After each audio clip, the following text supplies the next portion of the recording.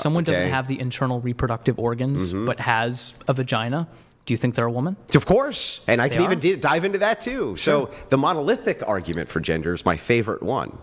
I wouldn't say that a man who was castrated, right, through no fault of his own, he was in a terrific accident and the genitals were ripped off. Of course, he's still a man. But here's why.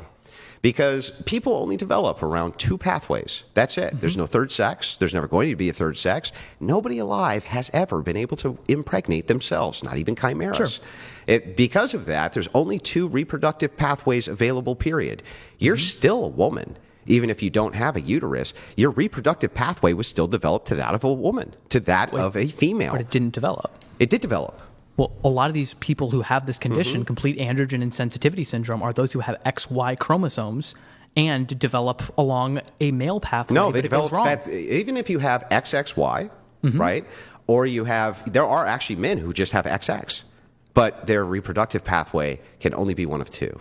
They can only develop along 2 reproductive pathways, period, regardless of chromosomes. And that's every human being who exists, even ones who have the nature of their, like, the nature of them is ambiguous, right? The ambiguity around genitalia and things like this are ambiguous. They still can only go down one phenotypical pathway, period.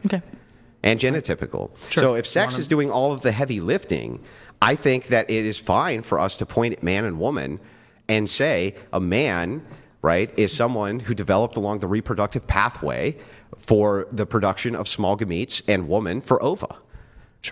Doesn't require they have a uterus. They still develop down that pathway, right? And that absolutely is a biological definition. But we use those words in other ways, right? No, we don't. We don't. When we say well, then how come we can say a woman is manly and the sentence makes sense? Because we're pointing to masculine or feminine virtues. Agreed. So virtues. but we use those terms to refer to social phenomena, right? Well, no, manly, not always. Womanly. Actually, most of the time, right, when you're doing that, there is times when this is done. I agree with you, where you're like, oh, that chick is, or you're nagging me like a woman. Right? How many people in the comments right now do you think are calling me a woman? But the whole point of that, right, is to say that, like, you're weaker than me or this or that. You're still actually associating this with the sex. You're still associating it with the fact that that's the weaker sex or that's the more dominant sex. Basically, all of those social interactions still revolve around that same idea. Sure, I haven't denied that. Yeah, I mean, so they're always pointing, in other words, all extremes for gender are always actually only pointing to 2 things, male, female. That's it. So if that's the case, when we're talking about social roles in society, men and women, male, female, are completely different. I mean, totally different across the board. We're humans, true, right? But everything from our developmental pathway for reproduction, right, to our physical characteristics are completely different. Why in the world would you prescribe a society which didn't bank on the ideas of that and understand that if we are to push the very things which combine our physiology with the social status of people creates a better society? For instance, would you prescribe, like, if we're talking about the military, would you prescribe that we had more women in the military than men?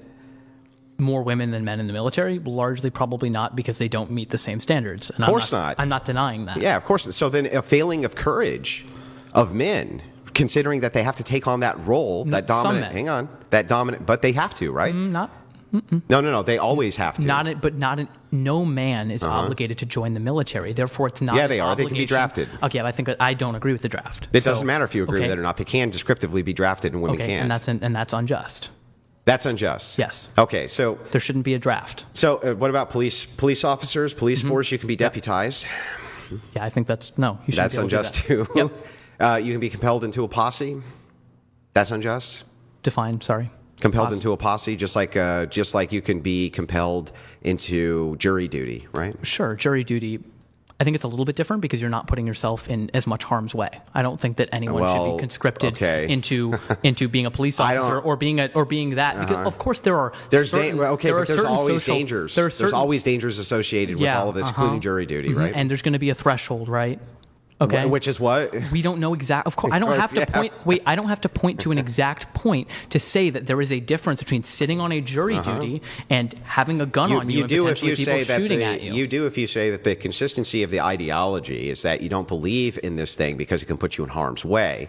But this thing also puts you in harm's way. Significant harm. What do you? Okay. So fine. Okay. Yeah. Of course. I'm not arguing there's not a threshold, Andrew. But not just that. I'm not arguing there's not a threshold. Let's start with the Titanic. So should the men have given up the lifeboats to the women? Men giving up the lifeboats to the women? And the children? If they were largely stronger, then yes. However, if there wait a second, if there was a disabled man, if there was a man who for some reason was weaker, then I think then he should have gone with those people. So it's a strong versus weak, not necessarily along sexed lines. There is a lot of overlap there, but it's not necessary. Whoa. Okay. So to make sure I got this right, though, you agree with me that the average man is many times stronger than the average woman. Largely in terms of like upper body strength or something like that? Yes. No, lower body too. Lower body, yes, because it would depend what you mean by strength, because, for example, like endurance and things of that nature, women in certain cases are stronger in those categories. What did I say? Average is certain cases now? Well, I think that women in general are better at endurance running. No, I would have to look more into it.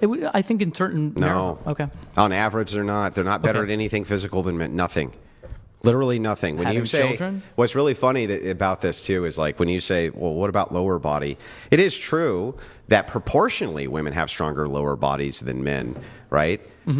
For women, proportionally that's true. Men still have much stronger lower bodies than women. Of course, it's just that proportional to the size of men versus women. I'm not arguing that women are physically stronger. Yeah. So then, if that's the case, aren't you creating a bias in society by saying that the strong, right, should be necessarily like giving up their spots for the weak, when you agree with me that on average, men are going to be much stronger than on average women? I don't think it's a bias. I think it's people who have certain advantages should use those advantages to help those who are less well off. Okay. That would be an example so of courage, right? How would that not disproportionately affect men?